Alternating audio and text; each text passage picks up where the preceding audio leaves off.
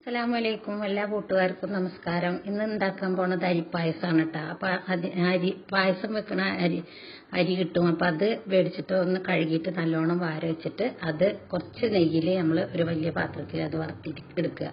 അളവും കാര്യങ്ങളൊക്കെ ഞാൻ കൊടുത്ത പോലെ നിങ്ങൾ ചെയ്യണം കേട്ടോ.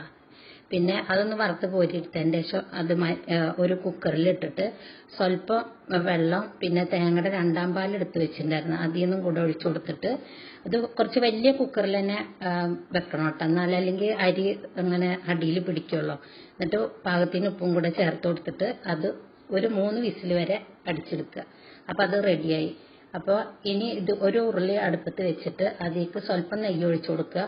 എന്നിട്ട് തേങ്ങ കൊത്തിയിട്ട് ഒരു തേങ്ങയുടെ ഞാൻ കൊത്തിയിട്ട് അത് ഇതുപോലെ കൊത്തിയെടുത്തിട്ട് വെച്ചിട്ടുണ്ടായിരുന്നു, അതൊന്നും എടുത്തിട്ട് വറുത്തിട്ട് അത് കോരിയെടുത്ത് മാറ്റി വെച്ച് കൊടുക്കുക. ഇനി അതിലേക്ക് 2 പാലെടുത്തതിൽ സ്വല്പം കൂടെ ബാക്കിയുണ്ട്, ആ പാലും കൂടെ അതിലേക്ക് ഒഴിച്ചു കൊടുത്തിട്ട് ഒരു 2 പാക്കറ്റ് പാലും കൂടെ ചേർത്ത് പാകത്തിന് വെള്ളം കൂടെ ചേർത്തിട്ട് ഇത് നല്ലോണം ഒന്ന് പത വരുന്നവരെ നമ്മൾ വെയിറ്റ് ചെയ്യുക. എന്നിട്ട് നമ്മൾ ഈ വേവിച്ച് വെച്ചിട്ടുള്ള ഈ അരി ഉണ്ടല്ലോ അതായിട്ട് ഇട്ട് കൊടുത്തിട്ട് നല്ലോണം ഇളക്കി കൊടുക്കുക. ഇനി ശർക്കര ഇത് നല്ലോണം വെന്ത് പാകമായിട്ട് എല്ലാം കൂടെ മിക്സായിട്ട് വരുമ്പോൾ ഇതിന് സ്വല്പം അരി കൊണ്ട് മാറ്റി വെക്കുക. അത് നമുക്ക് അരച്ചെടുക്കാൻ വേണ്ടിയിട്ടാണ്. ഇനി അതിലേക്ക് ശർക്കര പാവ് കാച്ചിയത് ഒഴിച്ചു കൊടുക്കുക. അപ്പോൾ ഈ അരി എടുത്തത് നമ്മൾ കുറച്ച് തേങ്ങാപ്പാലോ അല്ലെങ്കിൽ പാലായിട്ട് ഒഴിച്ചു കൊടുത്തിട്ട് അത് നല്ല ഫൈനായിട്ട് അരച്ചെടുക്കുക.